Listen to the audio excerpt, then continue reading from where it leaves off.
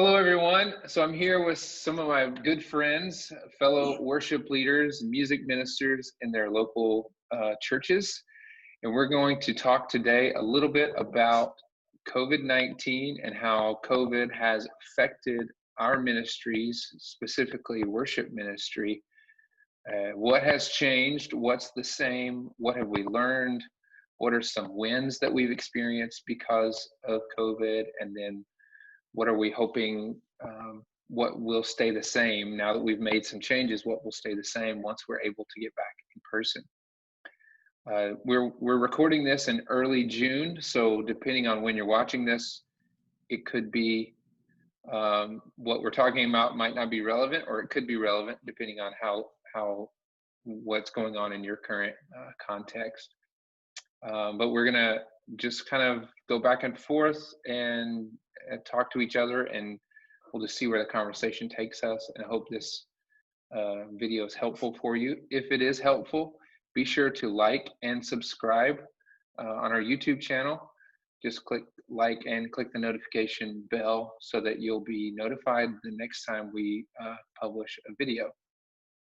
So we're going to start with a simple question. How has COVID-19 changed your worship ministry? So Chad, let's start with you. How about?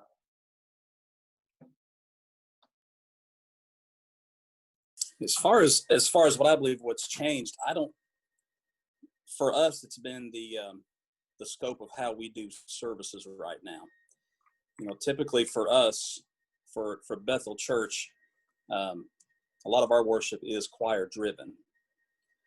And so with that, with the choir really not being able to meet, the choir not being able to assemble together, the choir not being able to, to pack like cattle up into the choir loft, that's one of our ministries that really hasn't been able to survive through this right now.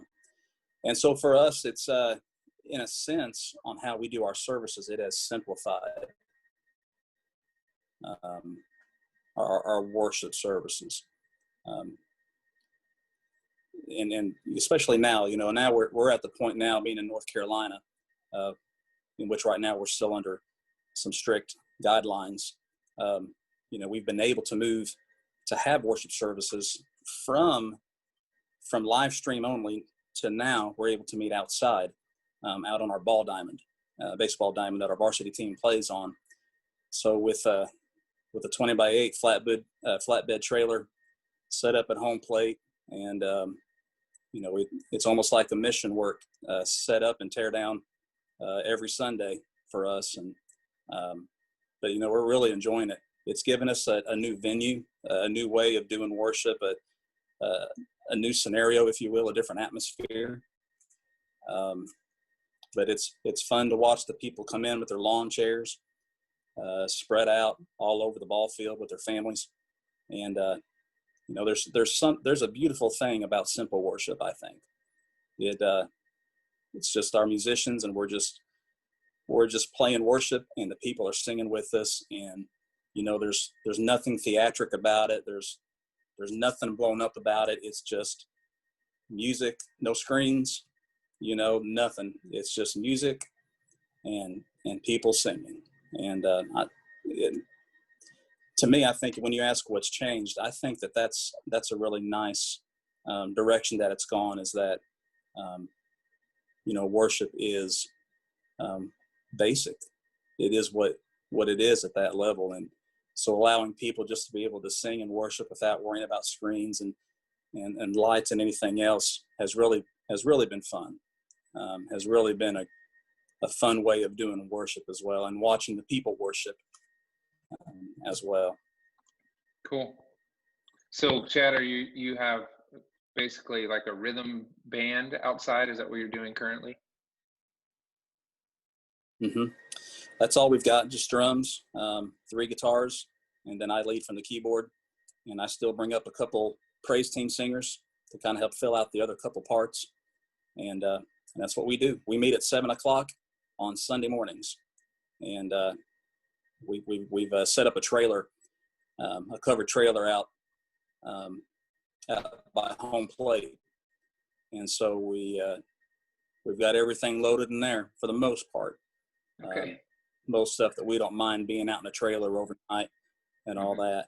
So load and unload, and now with the stage being set up at home plate, I did get to play Coming Home for Invitation last Sunday.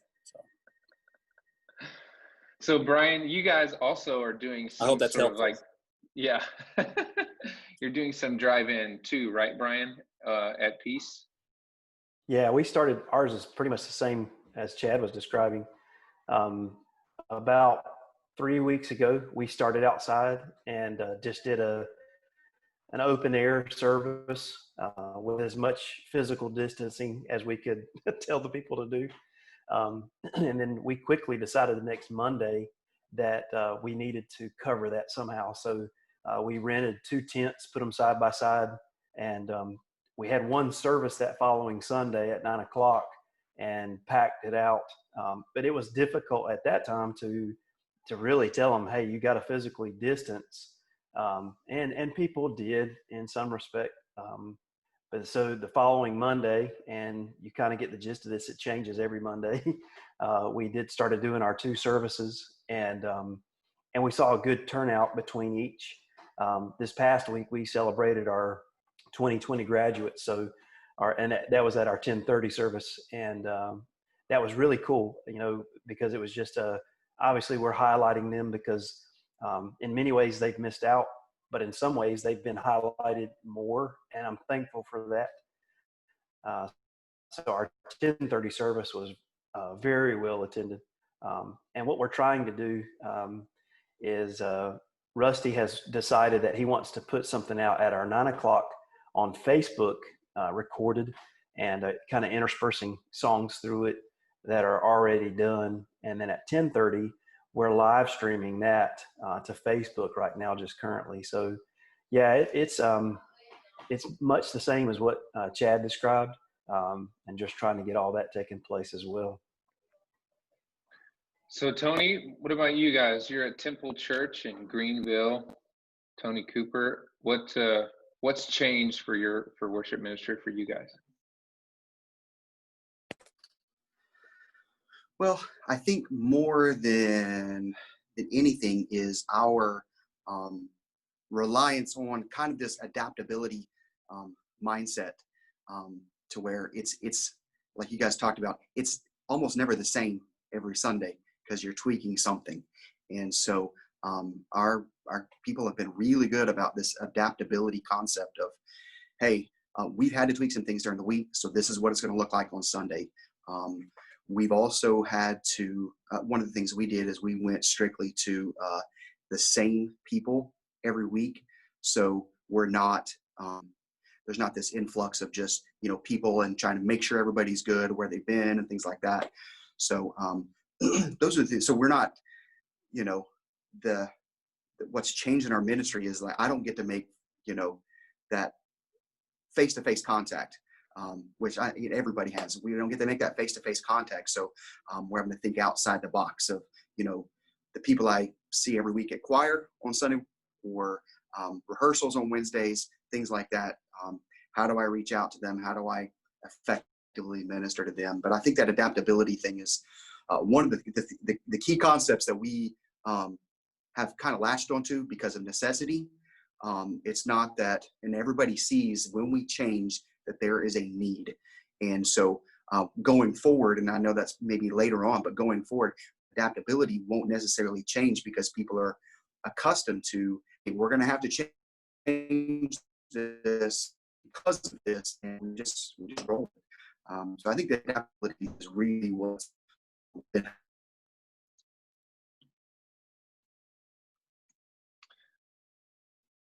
Okay.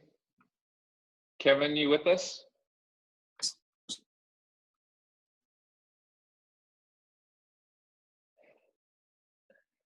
We're having a little internet trouble.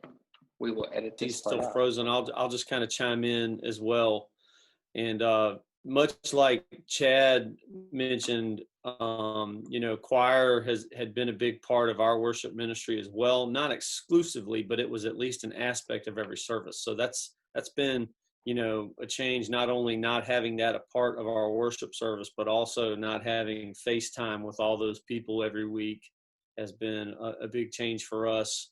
I've tried to stay in contact, through emails and videos and things like that. But, after a few weeks, like everybody else everywhere, there's some fatigue with that. And so that even hasn't been as frequent. So similarly, as far as the change, that was a change for us. Another change, we are recording our service each week during the week, and then, premiering that on Sundays. And so I guess maybe a little opportunity to put a little more forethought in, not more forethought, but different kind of forethought into how we're going to use scripture readings and prayers, dropping in those videos of people doing it from home and those kinds of things, and then melding all that together, editing it. So that's certainly a different kind of planning than if you're doing a strictly live deal. We had a plan in place to start, regathering, and thought we were going to be doing that at one point a couple weeks ago. And then that week, lo and behold, our hospitalizations right here in our city doubled that week. And so we backed off of that plan and kept on going with just online worship. We are actually starting outdoor this Sunday. Local experts in the health community are saying, hey, that doesn't make them nervous anymore at all. We haven't had any more spike. Numbers are staying pretty stable for the most part. And so we're going to outdoor, going to do that for a couple weeks, and planning on going back inside with our social distancing plan starting on Father's Day. So we're in the midst of making sure, once again, we've had the plan in place, but now we've got to make sure we're ready to implement it. Okay, so what are some of the challenges? Some of you kind of alluded to it a little bit, but what are some of the challenges that you have experienced over the last couple of months? Kevin, why don't you start this part? As far as challenges go, I alluded to it a little earlier, and I think some others have alluded to it as far as that personal contact. We've kept it decently with a good number of our band and those that are kind of out front singers, because we are still, recording a service every week. And while it's not the same exact group every week, there's some constancy in it, week to week. And so that part's been good, but it's just been tough with a choir with, 47 names on the choir roll, and, however many we have in our band, different players that might rotate in and out every week. It's just, I think everybody got kind of tired of Zoom and everything else, a couple weeks in. And so it's just been challenging to stay connected with people. Are you guys feeling the same thing? Chad, is that your experience too? It really is. I think there's a lot of similarities in our ministries as far as with choir and personnel like that for a few of us. So the challenge has been just keeping the communication going, keeping them engaged and all that. Some of our other challenges too have been changing our we've had to change some things in the way that we do things as well, as far as schedules, when we decide that we're going to rehearse, when are we going to pre-record this or record that. We've tried, before we started doing the outdoor services, we've tried to just keep doing things the way we've been doing it for the most part. So we would record live on Sunday morning, just us. There's a lot of, I think there's a lot of authenticity in that as well. But it's also quite a bit nerve-wracking as well, a lot of pressure when you do that. But what we have been doing now, that since we've started the outdoor services, some of the challenge has been pre-recording. And so we've gone to Thursday nights, pre-recording our services, so that for the crowd that doesn't come to our outdoor service, that they still have something at home that they're going to watch online. And still trying to give the challenge there too is just making sure that we still give the quality that we want to be able to give in as much, so yeah, that there's been a lot of challenges for us there, scheduling, difference in schedules and calendars, and when are we going to do this and that, and personnel who we're going to use, because a lot of the personnel we use, we've been on rotation basis as well with our TV ministry and our sound booth volunteers as well. So kind of like what Tony was talking about a little while ago, we've tried to narrow that down the best we could, just so that just about the same group of people are the ones coming in week in and week out. Yeah, for us at Bethany, we have done the same thing with our band and tech team as much as possible, and try to keep the team small, because as was mentioned earlier, that things are changing so rapidly. And I felt like if I were having a different tech team, I would have to retrain them every single week. And so I've had basically the same tech team and basically the same band and vocals on since we started, just so that it just simplifies things a lot. So Bryan, what about on the tech side of things? What kind of challenges have you guys experienced on the tech side? Oh, well, funny you ask.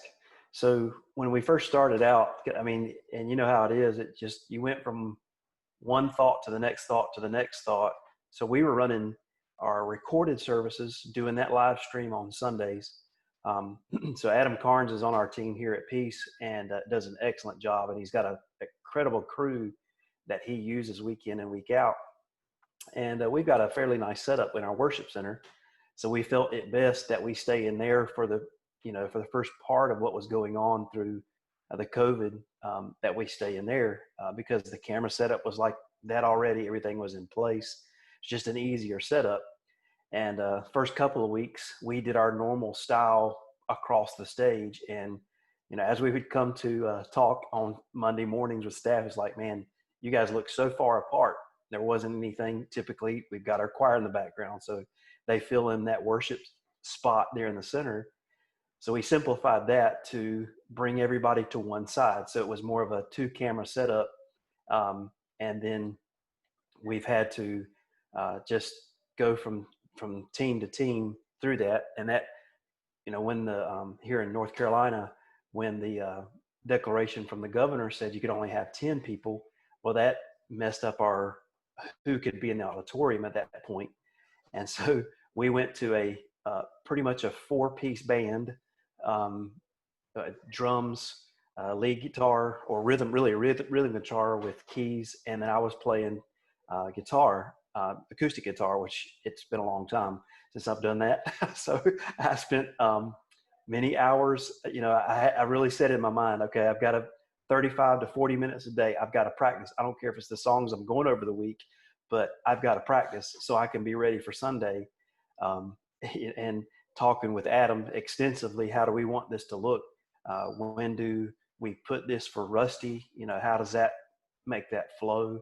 And just making sure everything was okay. We had been using, I believe Adam, the funny thing about it, we were set to start live stream. We had not done this. We were set to start live streaming in May. And so it pushed our timeline up extensively, and we had to go through a couple of things of equipment to make sure that they were going to run properly. We started running OBS, and it worked okay for a little while, but then we would watch the back end of it on Facebook, and it was very glitchy. And then so Adam did a lot of research on that, and we've started using another platform now, which I can't remember off the top of my head. But I think you guys are using Wirecast.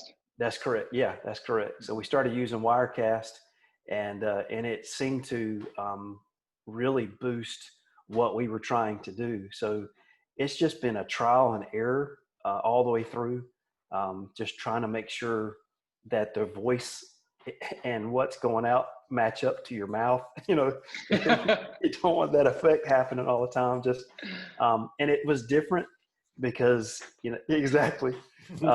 where you would have to talk to people. You're talking to a camera. So it's flip-flop from, we used to think live streaming and that kind of stuff was secondary to what was happening in a real service, and it became the primary, and you had to think so outside the box.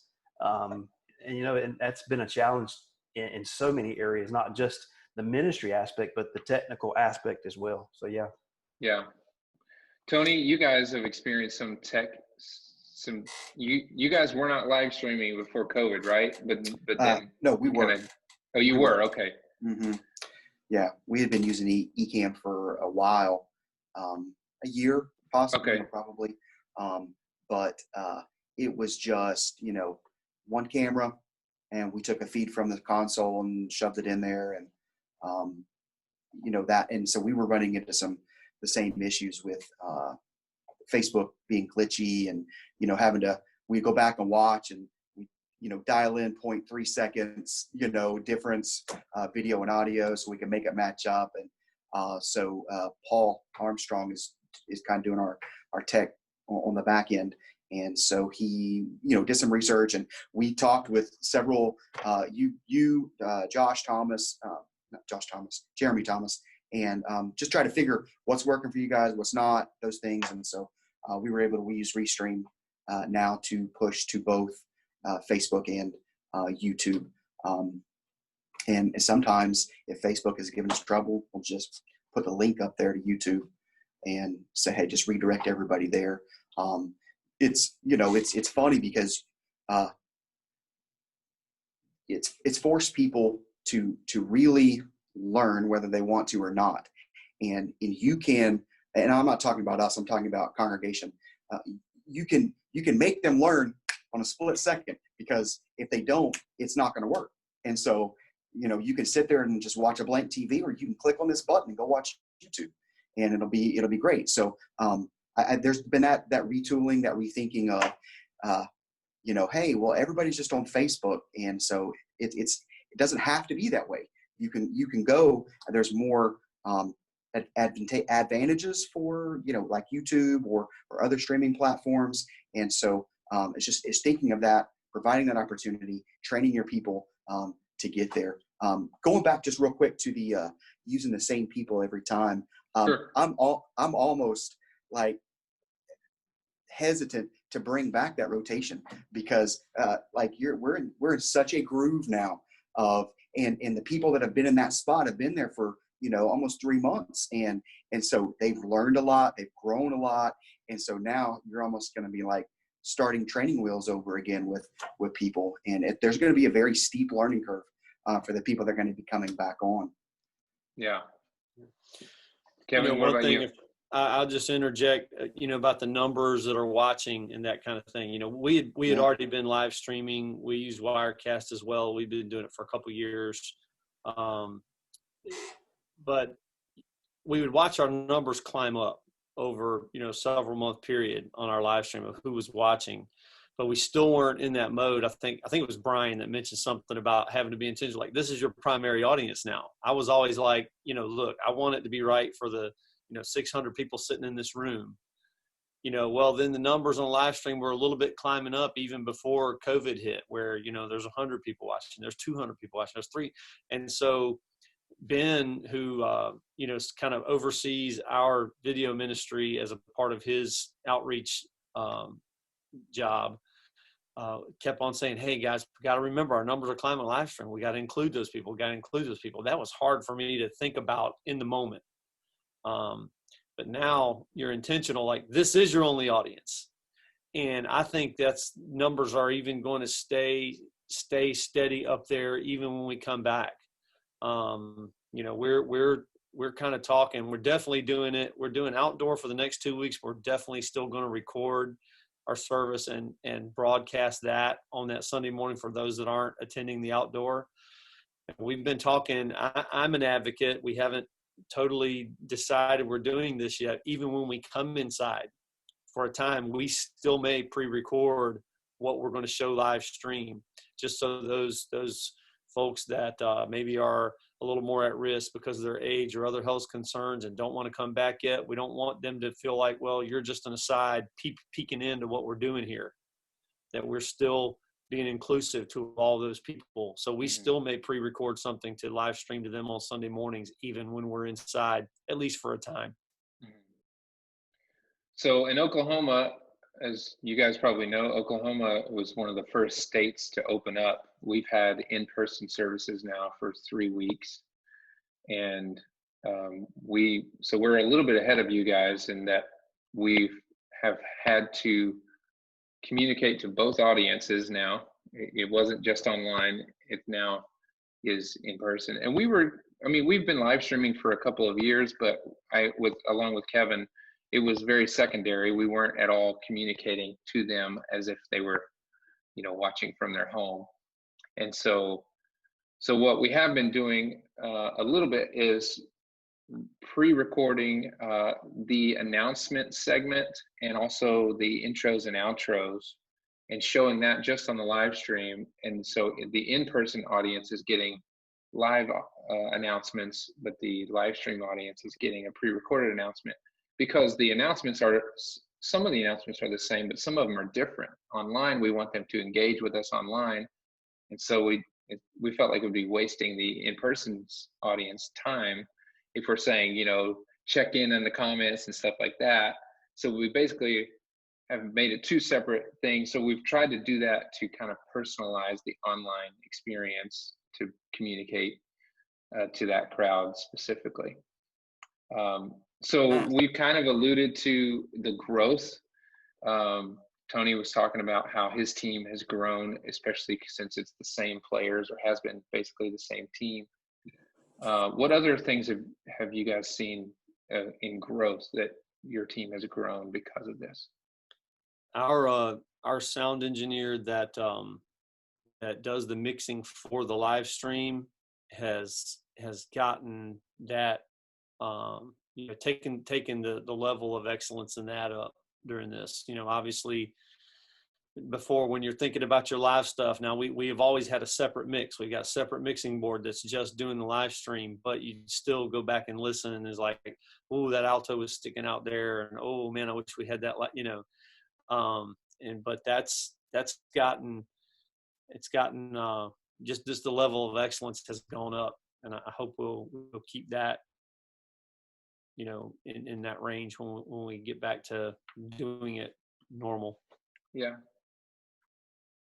Chad, what about you? What areas have you seen growth in your team or your church? I think Kevin and I have a lot in common as far as this is concerned. Before now, of course, live stream was something that Bethel Church had done for years, even long before I got there. And a TV ministry as well that Bethel has out here. So the idea, the mindset that I was told at Bethel was, we are having a worship service. The cameras just happen to be here. So that's kind of the mindset that we've always had. What happens is the worship service here is the main priority. And of course now, since everything has happened, now we have to focus so much on what the live stream offers. But I don't know about you guys, if you've had this conversation yet or not, but we ask the question, well, how good do we want to make our live stream? We still want people to want to come back. So if you put so much effort, so much time into the quality and making it better and just making it so good, that people think, well, and I can get all this at home now. I can sit here in my pajamas. They've kind of gotten used to that the last couple of months, so that's something we've kind of battled as well, is all right, how quality do we want to make this live stream? We still want that, Lord, for people to want to come back and be a part of the live church service. Now, some of the growth that I've seen with some of our people have been those who have so much responsibility now because of this. We have one fella in particular, his name is Jonathan, And Jonathan is really our main live stream guy. And he's the one that sits up in our TV booth every Sunday. That's what he loves. That's his ministry to the church. And so now that we've all gone to completely live stream the last couple months, the amount of time and the effort that he has put into it has just grown immensely. And then of course, the guy who sits in our TV sound booth at the soundboard and considers the audio that's now going in, going out to Facebook and YouTube and to our website. We've put a lot of time and effort into that as well, being sensitive to what's happening between the stage, the soundboard, and then out to Facebook and YouTube. So let's talk about that a little bit. The balance of how much quality should you put out online, but you still want people to come back. Tony, what do you think? What do you think about that? I don't know if this answers your question or not, because I was just thinking about this, but for me specifically, it was this battle of creativity online, and how do we, because as I'm pointing to, we all jumped on everybody else's Facebook page and we watched the live stream and we said, okay, what are they doing, and so what can I do, and that type of thing. The other one was, we're used to a lot of people being involved in our service, and like I got tired of being the only person talking, and so it was, okay, I'm going to call this elder statesman in our church and just ask, hey, can you get on your phone and just record me this scripture verse and then send it to me? And so so there's that balance of this creativity, and so I'm not sure how to handle that, and going from now live to streaming, do we still do that? So we would put that scripture verse in a video format where it would be, words on the screen popping up all different places while he's talking. We made it sound like it was on a record player, that type of stuff. So that, that went on. Do we do that in our main worship service now live, or do we just go back to, like Chad was talking about, this just TV ministry mindset where, we're going to make this camera basically just a member of the congregation sitting in the pew. Okay. Or do we, because we went and we did the tricks and we did all that stuff to make our live stream extremely efficient and good, and for the people that were watching it. And so, how much of that are we going to carry over to that? I don't know. That's probably going to be like each week we're going to say, hey, we probably should have this on there, or, this is not something that we should. But that creativity aspect of, it was kind of easy to be creative in the live aspect, but being creative in that live stream aspect was not so easy. And so how do we balance those two now that you've got both? I figured out the live stream. Okay, we can do this now, but it's not going to be the same as the live. So how do you balance that? I don't know. Part of the balance, I think, for us, what we're thinking through is, fast forward several months, and hopefully, COVID, nobody even remembers what that was about anymore, hardly. We're past it. Just pretend. Several years. So what is the purpose of our live stream? It's the front door. It's the new door knocking for church ministry. Mm-hmm. Thinking about, and I totally agree with Chad that, we all want that relational contact, face to face. I mean, even on our best worship service where everybody's together, it's a shadow of what heaven's going to be like. I heard Harry Reeder say that. And then now on the internet, that's just a shadow of what in-person is worship is like. We know we're operating, not to full thing. People that have a relationship with Christ and have this common covenant long to be together. They're going to want that. As far as the temptation, well, I could just get this at home. Well, I think everybody feels what's missing in that. So on an in-reach focus, it's about relationships. We want to make it so relational that they want to be here. But on the other hand, the live stream is an outward focus, and that's the front door. That's the people's first exposure to your church. They're watching you online before they come. So yeah. I don't think it's a question of, do we want to make it too good? I think we want to make that as excellent as we can possibly make it, because it's our front door. Mm-hmm. That's how people are getting exposed to your church before they come now. Mm-hmm. So let me ask this though, because for the last 5+ years, the front door has still been the website. And if you want to find out what a church is, you would go on that website, you would click on their worship service and watch it. So in what aspects do you think that's moved from that? Like they'll go on Thursday, watch a service of several and say, hey, we're going to go try this. How do you think that's changed then from just, so if I just recorded my service, post it online and use that as my front door versus just a live stream strictly? Well, I think it's changed because people now during these 3 months have gotten used to our creative production. Yeah. And so it's kind of like you've got HD TV at home now. And so when you go back and try to watch a program, on one of those channels that's not HD, you're like, oh, I can't watch that. And so I think the experience may be the same for those people, at the front door on the website. For 3 months, they've watched churches with the creative aspect, and now we go back to, well, this camera is just an afterthought. I just don't think it's going to be effective. Yeah. I agree with Kevin. I would say even more than 3 months, though. I would say for the last 2 years, the new normal has been to be able to view services online.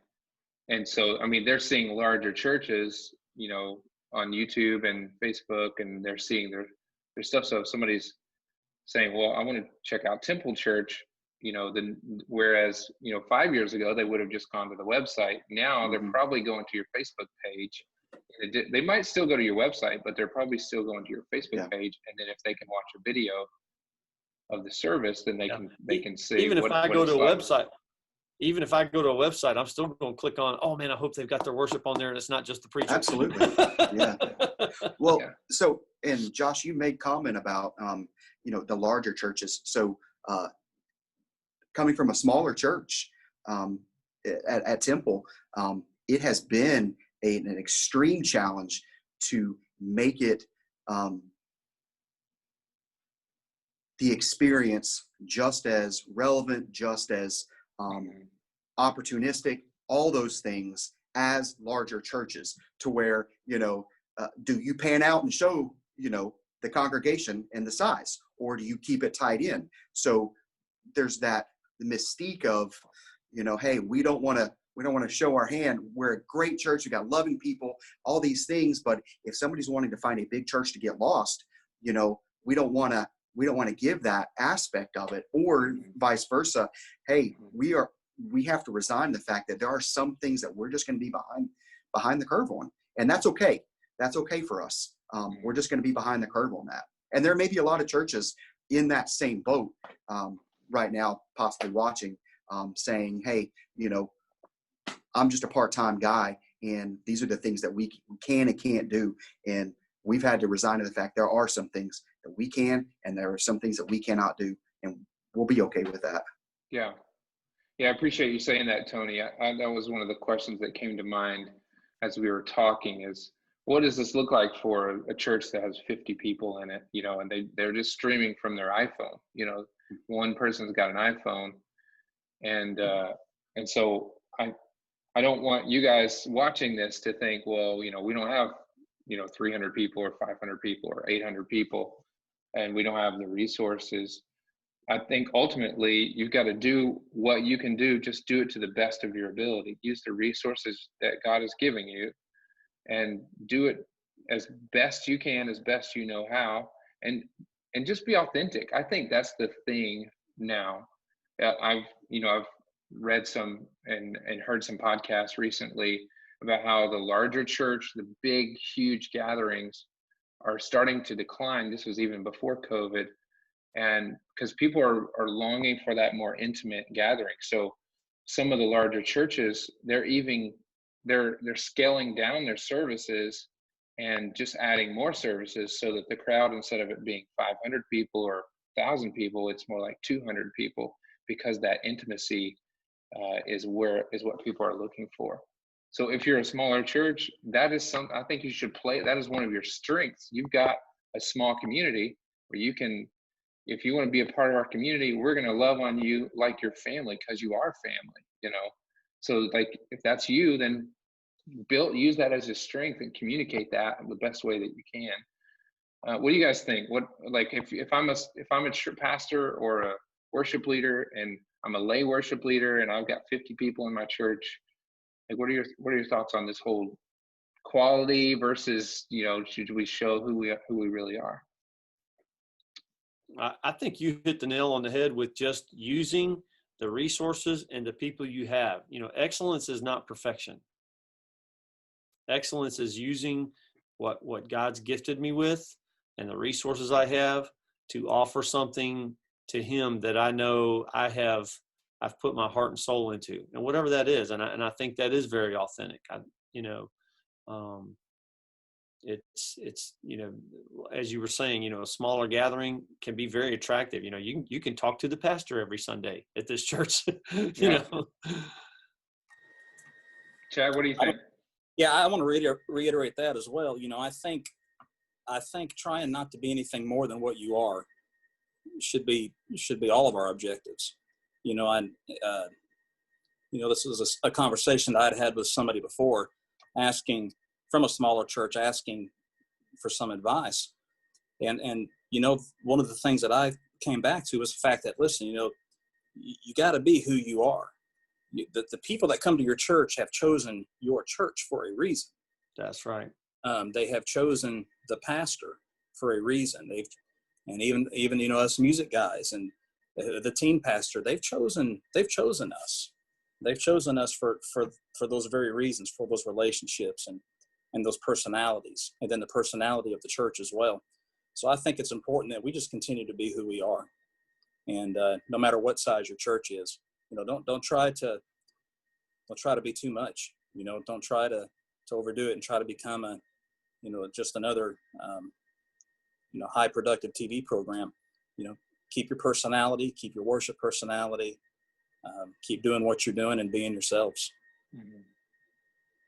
Yeah, I appreciate that. And I would say, just to piggyback off of that, and all of us are guilty of it, whether we're in a large church or a small church, and that is this spirit of comparison. And I would just encourage you, if you're watching this and you've had that, and and now don't get me wrong, Tony mentioned a little while ago about watching others just to see what they're doing. I think you should learn from other churches. Like I learned from larger churches. I learned from smaller churches. Like, you should learn and improve your craft, improve your ministry the best you can. But if it comes a point where your identity is wrapped up into, well, we can't do this, and so you start feeling bad about yourself or bad about your ministry, then that's when the devil will use that to cause division or discouragement. So it's okay to learn from other churches, but don't compare and say, well, we can't do that, and then use that as a sense of discouragement. Bryan, what do you think? Oh, go ahead, Tony. No, it's a prime opportunity for you or your church to really nail down the purpose of your ministry. And because I've had so many things come across my desk of, hey, we should try this, or, hey, did you see they're doing this? Or, you know, and we can try it, but if it doesn't pass through the test of our purpose, then it won't work for us. Like you were talking about, losing that identity. I've had, you know, there were several comments of, well, we went to a pre-recorded service just so we could do pre-recorded services. And we came back with the mindset, it didn't suit us to do that. And so we liked the rhythm of the live stream. We liked a lot more aspects of that live stream. So we chose not to do the pre-recorded services for that reason, because it just didn't fit our purpose. There were aspects of that pre-recorded service we were trying to shove in that did not match what we were. So, yeah. Bryan, what do you think?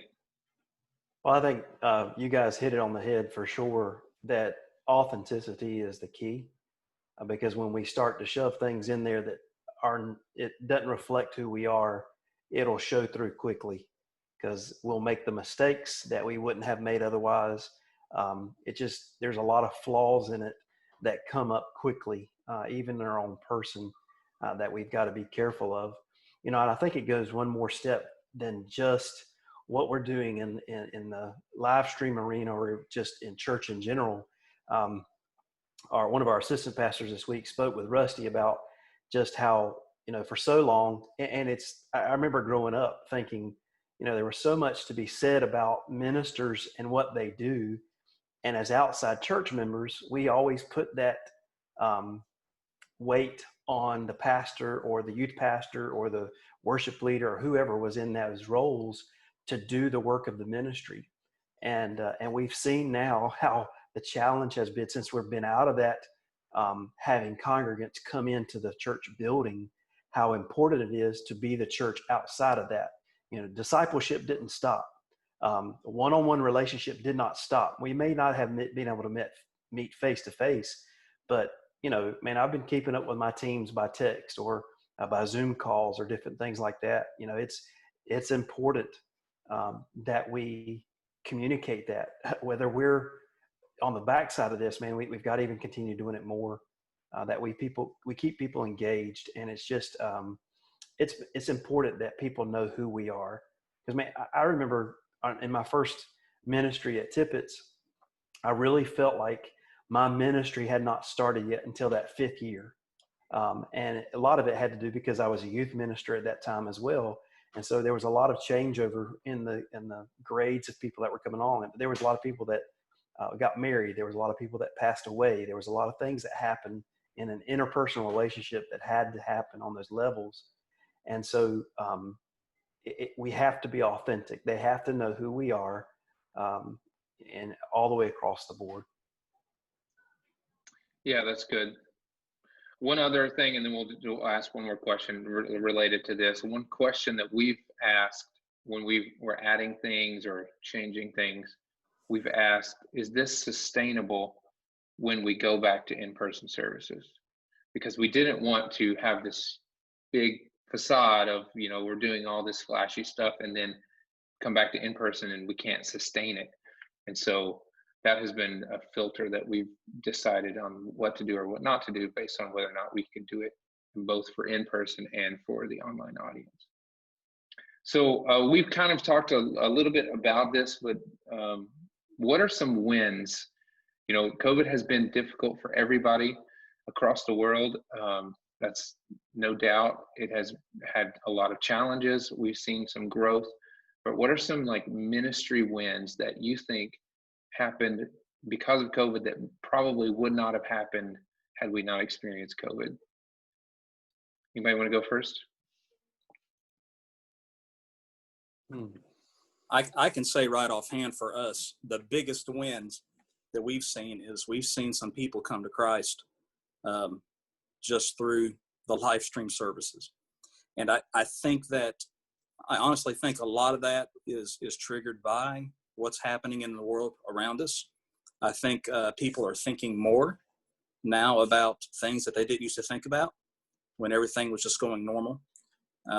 So we have seen we've seen some people being saved through the live stream program, and that right there in itself is a bigger win than anything else I could bring to you guys or Amen. Or share. And these aren't, and honestly, these aren't people who were already going to our church. These are people who are watching. The numbers of live stream, they vary from week to week, but definitely the number of people watching live stream far outweighs the number of people who came to our church on a normal Sunday. So we knew right away, this is getting out there. This is getting out there, people sharing and then people sharing, and which is in the whole online social community is a win for all of our churches. When people share, and the more people watch and more people watch. So as far as that's concerned, that has been for us just an amazing win, and very encouraging in the same. Some other wins for us has really just been the, for us, I want to say the camaraderie of my crew. You know, the TV crew, tech crew, the audio visual, my musicians, praise. You know, I think in a way this has bonded us a little more relationally, and of course there's really not a whole lot going on in the world that you can go do now for any of us. So I think this gives our people something else to do, of course, something to do, but also just be able to spend a little time together. Yeah. And so that our sanctuary, I'll tell you what I enjoy seeing. Our sanctuary may be empty while we're recording, but what I appreciate about some of my people, and I think it's a win, is that the people in the sanctuary that are working are still worshiping. You know, I look back on some video and I can see my drummer, while he's playing, he's singing with it. You can see his mouth. He's lipping, singing the words with his lips. And, you know, I'll look back at one of our camera guys, or one of the guys in TV booth and in the audiovisual booth, and I can just see them back there with their hand in the air. You know, they're still involved in the service. It's still a worship experience. And so that I appreciate, and I consider to be wins for us. Yeah, that's cool. We had a camera operator she was worshiping, she was supposed to be running the camera, and we couldn't go to her camera shot because it was shaking because she was. What about you, Bryan? What are some wins you guys have experienced? Man, I think we've pushed our people a lot not to waste this time. First and foremost, just getting God's word. What is God telling us about it? Spending that time with your families. You know, that's the one thing that I found, even in myself, just the time with my family has been awesome. You know, both my kids were right in the middle of sports. Brant was playing baseball, Malia was playing soccer, and that all got shut down. And we were disappointed because we loved watching them play. But it was almost like we grabbed this time back, and our families across the board did too. And those, you know, one of the things that we challenged on our staff, continuing to do even now, is we've been doing hear journals for the past couple of years, and as a staff, we're taking a hear journal a day and recording that for our people. So it puts out, you know, what they're currently reading and just kind of our thoughts on what it was. Rusty did that periodically, but we've started doing that as a staff over the, you know, couple weeks as we spread it out. But man, we keep hearing stories of people that have been reaching out. Man, I'll be honest with you. We have a quilting ministry within our church, and when we're there together, it's kind of like you kind of shove them to the side and say, it's a time for them to meet together. It's kind of cool. But I'm gonna tell you what, buddy. Through this time, they've made masks for our medical staffs around Wilson. They have taken blankets when they could to different nursing and rest homes to comfort those people. I'm gonna tell you, they have been an outreach for our church that's been amazing. And just some correspondence we've gotten back from those people that would have not done that it's been overwhelming. And so they've been a diamond in the rough for us. Yeah, that's good. That's that time. Cool. Kevin or Tony, you want to share any wins? One that comes to my mind, maybe not as specifically worship ministry like Bryan, talking about other ministry areas in their church. In our kids ministry, one thing that's been kind of cool, our children's pastor, Ty Barnhill, he's kept really creative stuff going out every week to our kids. And one of the aspects he's done the past few weeks is doing what he's calling pastor battles. And so different members of the pastoral staff have been just doing stupid stuff together, little contests. And I think that's really been cool for our kids to see, you know, Pastor Jeff, you know, in a different light, you know, just cracking up at stuff. And so I think that's been a good thing as far as looking forward to how that might change the family dynamic relationally. I mean, you know, Pastor Jeff, all of us, we all try to be that to these families, but I think they've just been able to see, Pastor Jeff's not just stiff all the time there with his Bible. Mm-hmm. So some of those kind of things have been cool. Yeah. I would say two things. First of all, it has forced us to really push. We talked a little bit about that Facebook, the live stream being that secondary. It's forced us to make it a primary issue, because we would have just stuck that camera back there in the back and just, done the live stream just like always. And it would have probably continue like that forever. So it's forced us to evaluate it, forced us to upgrade, forced us to rethink. And so that's been a win. And we've really tried to carry some things over for our future in-person services. The second thing is, I think the way we communicate, we were so used to only communicating on Sundays and Wednesdays with people, just when we saw them. And so now it's forced us to fit, because we haven't seen them in a long time. So we're going to reach out to them, not because they're gone anywhere, but man, we just want to reach out. And so it's sending those texts, sending those Facebook messages, replying to comments on their social media, things like that, because we didn't get the chance to say to it in person. So yeah, we've experienced a lot of that too, with the forcing us to get up to speed with the online. Well, like I said before, we've been live streaming for a couple of years, but it basically was just one camera and we just set it in the back and turn it on. And now we've jokingly said we accomplished in about 2 months what it would have taken us, 3 or 4 years to accomplish. And so that has been a win for us. Another win has been the opportunity for me to get to know some people outside of my ministry through a Zoom prayer call. So every Tuesday and Thursday at 3:00, I jump on a Zoom call with anybody in our church that wants to be a part, and I just lead them through about 30 or 45 minutes of prayer. And it's been essentially the same people. Anywhere from 4 to 12 people will jump on a given call. And but I've been able to get to know some of them. They've been able to get to know me. In fact, one of the elderly women has been joining us nearly every time, and we did a prayer, just a whole Zoom call of prayer of thanks. And she said, I want to say thanks because I've gotten to know you, Joshua, better just because of these Zoom calls. And so that's been a win for us to be able to, for me personally, and for our church to be able to experience, get to know people that are outside of our regular ministry bubble. So one word, this is the last question, one word of advice that you would give, just take 1 or 2 minutes, give a word of advice you would give to worship leaders, whether they're paid or part-time, or they're just a lay person who is responsible for the music. What advice would you give them during this time? I would say, do not be ashamed to reach out for help.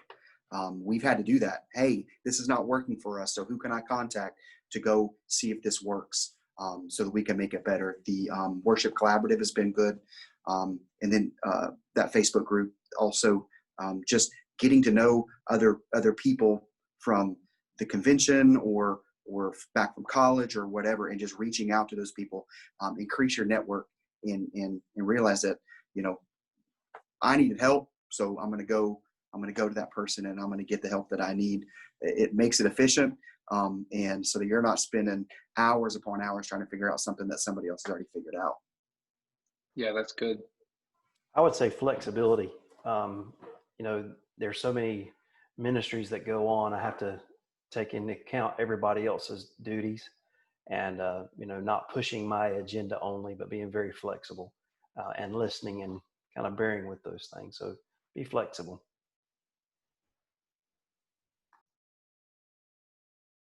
Chad, what about you? What advice do you have? Well, about this in particular, I have a lot of advice to give, but for this, no. I just want to go back to what we were saying. Just continue to be yourself. Don't try to be more than what you are. Keep that authenticity in check, of who you are, who the personality is, your personality and the personality of your church. And how you do worship. I think that's extremely important in these days. Just keep being who you are as a church. Good. So, Kevin, I'll give you the last word. I'll give you my 2 cents are, don't try to hold on until things are back to normal. That's my advice to you. And by that, I mean, I don't even know if it should go back to the way it was. Okay, all of us are now online, so you figured it out. So now whenever you're able to open back up and go back to in-person services, don't totally abandon the online audience. As Kevin said, it's the new front door. So continue to improve that, do what you can with the resources you have, but don't abandon them when you go back to in-person. And don't just hope that, well, it's back to normal. Like, just embrace it's a new normal now. So just embrace it and do the best you can with what God's given you. That's good. I guess I would say, and this is advice to myself, I have to preach this to myself all the time, is to make what I'm doing about people, not about, the instruments or the songs or the or those kinds of things. Yes, we're limited in contact we can make, but I do have those handful of people coming every week. And I can take that time that I'm going to be around them that week to, kind of just see where they are in their life. I can take time to shoot a text, to several people a day, phone calls when I see them out and about. And so I got to constantly remind myself, and I give that advice to others, to just remember what we're doing is about people, and not just the people that might be coming and sitting in the congregation, but I want to be a pastor to the people that are serving in this ministry, to that bass player, to that, singer, that choir member, that kind of thing. Yeah, that's good. Well, thanks everybody for watching. Again, if you liked this video, be sure to subscribe to our YouTube channel and click the little bell to get notified for the next time we release a video. And Tony mentioned his advice was to don't be afraid to ask questions. That is what we're here for. The Music Commission is providing these resources for you guys. So if you have questions about worship ministry, tech ministry, volunteers, band, anything like that, feel free to either put it in the comments or just reach out to us. Go to our website, fwbworship.com, and fill out a ask a question, and we'll get back to you and help you in any way that we can to do better in your ministry and lead better. Well, thanks, Chad Donoho. Thanks, Bryan Hughes, Kevin Justice, and Tony Cooper. Thanks for hanging out with us today. Love you guys, and Love you too, see you man. later. All right. See y'all. Love you guys. See you guys. Bye.